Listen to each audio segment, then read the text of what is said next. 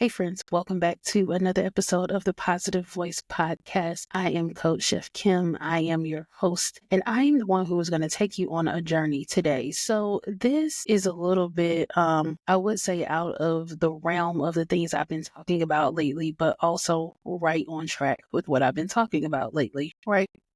So for this episode, I want to share a conversation that happened over the weekend. And yes, I have permission to share this conversation with you. So I was talking to one of my former clients turned friends. And I just had this feeling like send her a text. And so I sent her a text and then our conversation went left based on an answer that she gave me.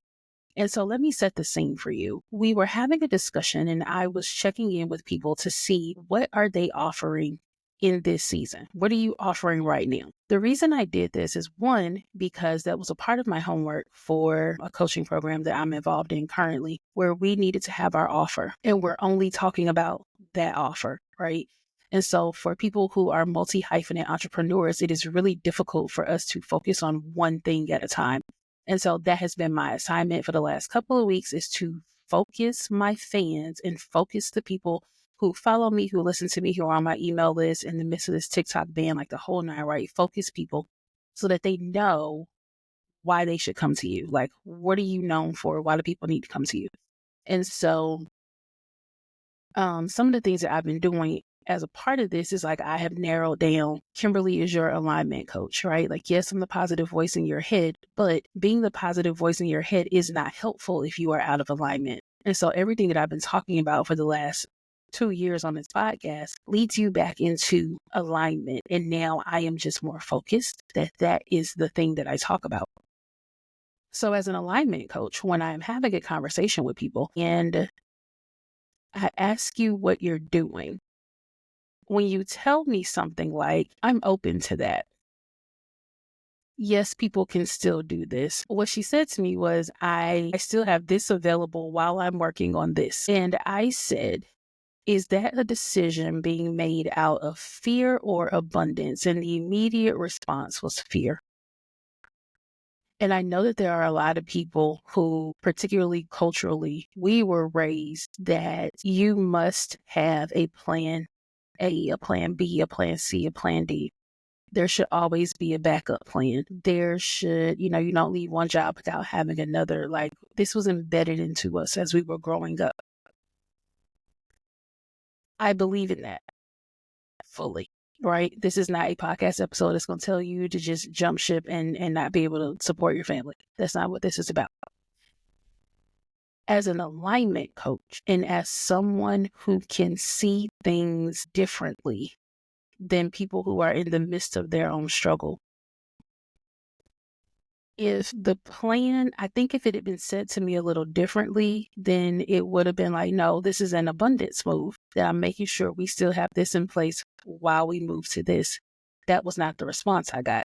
The response I got was, this is still here in case this doesn't work out. That's not a decision that is made in abundance, and there's a difference, right? And so then naturally that rolled over into a real life Coach Chef Kim podcast episode. And we'll get into the things that we discussed later, but I think it's important that we have this conversation. If you ever coach with me, here's something I need people to understand.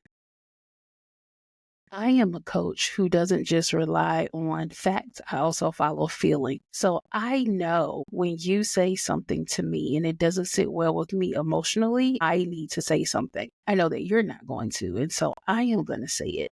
And you have to understand the importance of wise counsel in your life. There are people who are going to give you advice that's unsolicited. There are people who are going to give you advice who've never done what you're doing. And then there are people who have already walked the walk, and they can make your journey a lot less treacherous, heartbreaking, hard, difficult. There are people you're going to meet that can make it easy. And because I stand flat-footed in being an alignment coach that believes you can have anything and everything you want with ease, I'm always going to look for that outcome for you. And so one of the things I think we need to realize is that seasons change, and so do people. In this episode, we're going to talk about seasons changing. We're going to talk about people changing. And I'm going to give you some actionable tips that will help you, one, identify if you are in a new season, two, what to do when you're in that transition, and three, how to continue to move forward. So, in understanding what it means to be in a season of life, a season of business, we're going to look at this as phases of growth, transition, or waiting. There are going to be times where business is booming. People are constantly calling you. You cannot keep up with the orders. You are looking to expand your team. Everything that you touch turns to gold. You are in full alignment. You feel fulfilled in your business. Money is great. Family is great. Kids are great. You are great. That is what we all strive for. Then there are going to be times in your business where the phone doesn't ring.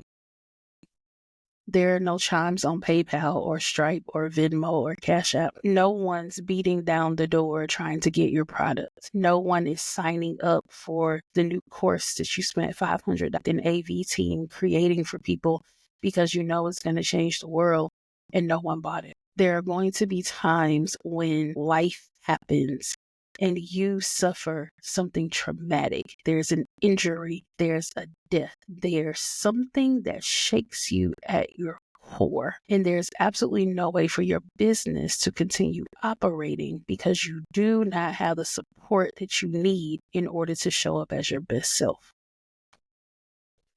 These are seasons of life, seasons of business. The same way we look at the 4 seasons in the calendar year, right? You've got spring, you've got summer, you've got fall, you've got winter. I can tell you that my favorite season is fall. My favorite season is autumn. It is not too hot. It's not too cold. I can still be cute and carefree in my hoodies with t-shirts. I can still wear shorts on some days like I'm living a dream. I can wear the beautiful fall colors. I love seeing the leaves change color on the trees and they are falling, and it's just such an incredible time for me. But if I were to look at what's actually happening, the leaves are all in transition. Nature is in transition. And while things look beautiful in autumn, while the leaves going from green to yellow to red and orange, the next thing that happens is the leaves fall off the tree.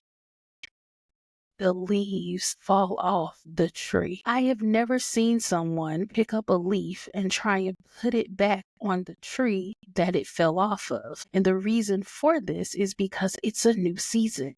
The leaves are supposed to fall in that season. And so that's when the yard work of raking up all of the things that are no longer going to serve that tree during the winter, raking up all of the things that no longer serve you in your next season. What do? You get rid of it. You throw it away. You crush it up. You might get your leaf blower and blow them away. There are actual things you can purchase for that particular season in nature that are not going to serve any of us in the coming months because the seasons have changed. And what you have to understand is that this is what happens in life, that there are going to be seasons where you have to let go of things because they are not going to serve you at this time in your life. If I can make this make a little bit more sense, let's make it personal. If you are a parent and you have children, even if you don't have children, if you were to walk into a grocery store and you saw a child in clothes that are clearly entirely too small, if you saw a parent taking a kid around with shoes that don't fit, with clothes that don't fit, their skin is like out and it's in the weather, you would question the type of parent they are, right? As a parent, you are not going to intentionally look at your child who just had a growth spurt and say, you're going to have to figure out how to wear them clothes. If we saw parents neglecting their children's growth by not providing the things that they need in order to grow, if the only thing you put your child in is clothes that they outgrew 2 years ago, as opposed to buying things that they can grow into, we would call defects. We would say you were a bad parent. we would call the authorities. And yet we become adults and we continue to put on personas that we have outgrown. We continue to try and show up in spaces that we have outgrown. We continue to run businesses that no longer serve us in this season. There is no difference between the baby that you won't buy the bigger clothes for and yourself that you refuse to give yourself the space in the room to grow. There are going to be times in your life where you have to say, I've outgrown what I continue to put on. I've outgrown the things that I am making myself carry. You're the adult. You have adult money. Go do the things you need to do in order to move freely into that next season. So let's talk about how you know when you're out of alignment, because I get asked this question a lot. Number one, there's emotional resistance. So if you are doing something and you feel stuck, you feel frustrated, you are unsure about what is next, and you're trying to hold on to what is familiar, but it's no longer serving you, you're out of alignment.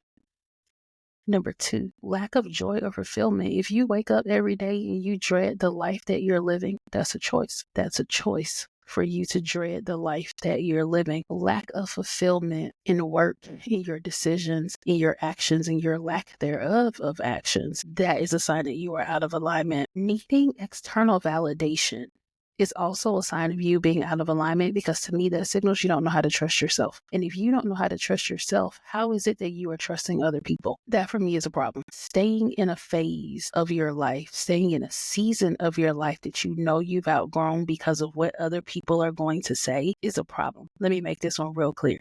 If people have invested in a dream that you had 5 years ago, but life has life. And I mean this in the most respectful way I can. Y'all realize that 5 years ago, we went through a global pandemic. If people invested in a dream you had pre-pandemic and you are still holding on to that, not giving space for the fact that you have changed over the last 5 years after surviving a pandemic, after having to pivot your business, the dream might not be your dream anymore. The dream might not even make sense for the world we now live in, right? If you are holding on to the idea that you should not be able to move forward and do something differently because people invested in something that was a previous version of you dream, you need external validation, and I want to give you permission to let it go. If you are holding on to a business or a job or a relationship that no longer serves you because other people told you at a particular season in your life, this is something you should be doing, I'm giving you permission to leave. I'm giving you permission to trust yourself and to not depend on the external validation of other people. And then number four, the fourth sign to know that you're out of alignment when you're moving into a new season is avoiding the change out of fear. Are you afraid you're going to fail? Are you making your decisions based on scarcity and not abundance? Here's something that I posted earlier today. I either win or I learn. There is no failure. There is no failure. You either win, so whatever you launched, it did what you wanted it to do, or you learn. What's the data say? Like, I'm not going to make this personal or emotional. What does the data say? Let me go back and look at it. What can I learn from this? Did I launch at the wrong time? Did I only send one email instead of 12? People need to see it 8 times anyway before they're going to buy it. Did you do everything you should have possibly done? Or did you do the bare minimum and expect incredible results? Avoiding change out of fear is going to keep you stuck, and that is a lack mindset. So now that I've explained those things to you, let me give you 4 steps for you to move back into alignment. Number 1, I want you to reflect and recognize. You need to become a student of yourself. I know me. There were times in my life where people used to say to me, I know you better than you know yourself. There's not a person on this earth that could say that to me now and it be true. No, you don't. I'm the only person that spends 24/7 with me. I know me better than anybody else because I study myself. I know my patterns. I know when I'm in and out of alignment. I know how to move myself back into alignment. I know when to leave a situation that no longer serves me. These are things I've had to learn over the last couple of years though, right? So I need you to reflect and recognize, use journaling, self-inquiry, like ask yourself, am I holding on to this out of fear or abundance? What does it feel like? When you think about it, is your chest tight? If it is, that's not abundance, that's fear, right? Like, what is your body's natural response to the things that you are doing, the things that you're holding on to? Is it fear or is it abundance? The second question I would ask myself is, does this align with my core values and current desires? I am working on a course that is teaching people how to move into alignment. And this is one of those things. What are your core values? What do you believe in? I'm not doing anything outside of my core values, right? And so you need to know, what are the things that you believe in? And are you doing things that align with those things? Number two, for moving back into alignment, is acknowledge the purpose of this past season. I know that there have been podcast episodes, and if you go back and listen, there are podcast episodes where I talk about how my divorce served me. I talk about how previous relationships served me to get to this point, right? Like, if I didn't go through those things, I wouldn't be who I am now. You have to acknowledge and have gratitude for the phase or season of life that taught you and served you and allowed you to evolve into who you are now. Reframe letting go of something as making space for your next season, not quitting, right? Like, I didn't quit my marriage. Me being out of the way did several things. One, it completely changed my entire life because I had to do a complete overhaul of who Kimberly is and deal with that internally with therapy, with prayer, with manifestation, with all the things, right? But also, in the wake of my ex-husband having a new wife, if we had stayed together, he would have never found the love that he has now, right? And no tea, no shade, like, I knew I wasn't giving all the things that he wanted, desired, and needed, and he wasn't giving it to me. And so me being out of the way opened up space for his next season. Our marriage wasn't a failure. Our marriage was a lesson in what we value. And those are the things you look for in that next season with the next partner, right? And so you have to learn how to reframe those things that you've gone through. Number three, define the vision for your new season. Where you going? What's the trip we're on right now? What's the journey we're on right now?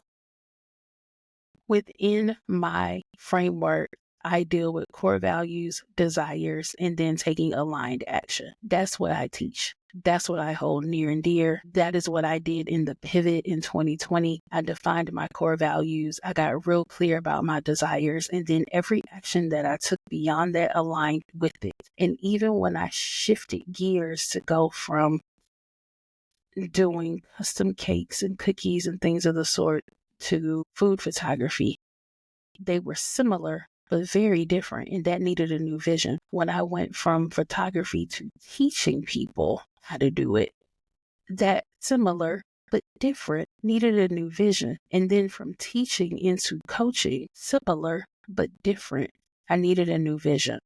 And so you're going to want to visualize what success looks like in the new phase, not what success looked like previously. Number four, take inspired action. Inspired action is the thing that gets me out of bed every day. I don't know any other way to put it. Every time I say something on Facebook that goes wild, that people start commenting on, and it's not all the time, but there are moments where I share my heart and it resonates with people so deeply. And people are always like, man, you are always doing things. You are so inspiring. Well, it's not that I woke up and then that one day I was inspiring. I take inspired action every single day. Every single day that I wake up, I no longer have a to-do list that's 3 pages long and I only do one thing on it. That's not how this works for me anymore.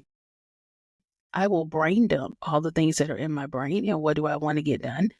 And then I go through and look at, does this align with my goals? Does this align with where I'm going? If the answer is no, it gets taken off the list. When the list is brought back down to something manageable, then I say, what is the next best thing for me to do? So on today, in this moment, what is the next best thing for me to do? Y'all, some days it's go take a shower. Some days the next best thing I can do is to go put my body in water.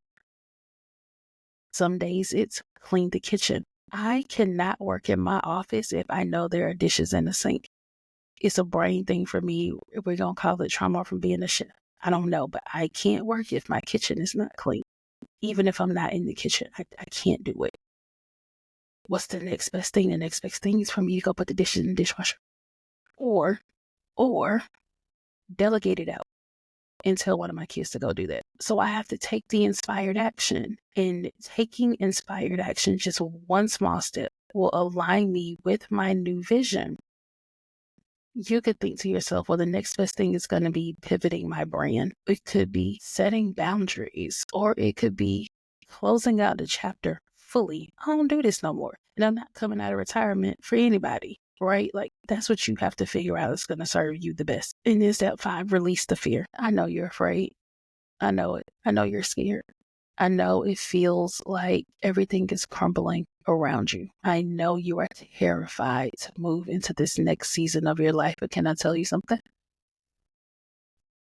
Fear and excitement live in the same part of the brain, and you can choose to say out loud, I am excited for this next season of my life.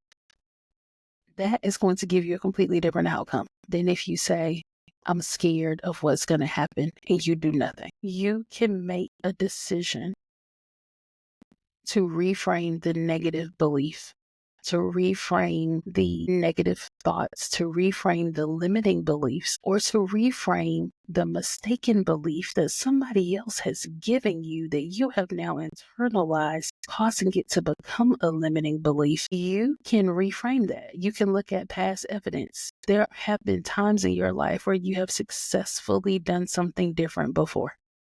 You can go find evidence in your brain of where you have been successful in a transition before. And then you take that evidence and you use that as a reason to help you understand that you are equipped to navigate this season. And then maybe your next step, that next best thing for you to do is to figure out what's the way that I can get to my destination with ease. That might not be the easiest way to get there, but how can I get there with ease? If I can make this analogy make sense to you, people can use a GPS to get to a place that they've never been, but that doesn't mean that on that journey, you don't go through the mountains, that weather isn't going to be happening, that there won't be traffic. It doesn't mean any of that. It just means you have a tool that is helping you get to where you're going, right? It doesn't mean that the road is easy. It just means that you did it with ease, as opposed to having a paper map that you're trying to figure out, or not having a map at all. And you just on the road hoping you'll end up where you're going to go. There's a difference between ease and easy. Let's all take a collective deep breath on this one. I know that was a lot, friend. I know it was. I hope that you understand that this phase of your life, you go through seasons. And if you are in a season of your life or in business that no longer fits you, I do not want you to continue to stuff yourself inside of clothes that you can no longer wear. Don't stuff yourself inside of a persona that you no longer wear. If you were big on TikTok and now TikTok is gone and you don't know what to do next, I don't want you to attempt that you need to go become a LinkedIn girly or go and become an Instagram star or go and shuck and jive on Facebook. Like, whatever it is, before you make that decision, I want you to think about what you want. I want you to think about what will serve you best in this season, instead of trying to put on things that do not work for you, that do not serve you, that will not fulfill you. I really want you to think about what you want before you continue to move forward. What are you holding on to that no longer fits? What are you holding on to that no longer fits in this season? Let it go. Gift it, sell it, throw it out. Whatever it is you need to do, let it go and make space for things that will support you in this season. What is one small action you can do today that will make a world of difference in your life? If I could offer a resource for you, every January I read the book Atomic Habits, and I think it's a fantastic book. It's a big book, so if you're not a person who enjoys sitting down and flipping pages in a book, just get the audiobook. The audiobook of Atomic Habits is going to walk you through small incremental changes that will lead to big change later in your life. And that is exactly how you know when you're in alignment. It's not completely overhauling your whole life and throwing everything away. It's making small incremental changes that are going to serve you in this new season. In addition to the recommendation of reading Atomic Habits, it's absolutely one of my favorites. There's also going to be a resource in the show notes, and it's just something quick that you can check in with yourself to see if you are in or out of alignment. If you already know you're transitioning, get this. And this might help bring you some clarity on how you move forward in showing up as your best self. If you got anything from this, please share it. Please leave us a review on podcasting platforms or on YouTube. If that's where you're seeing this, share it with a friend. Send it to people. Send them an email. Send them a text message. Hey, I was just listening to this today and I immediately thought about you. I know that you're going through some things right now. This podcast is going to give you some steps, some tools, some tricks in order to move forward with clarity. Please share this out with others. Until next time, I want you guys to remember that growth doesn't happen by clinging to what was. It happens when you courageously step into what could be. I'll talk to you next time.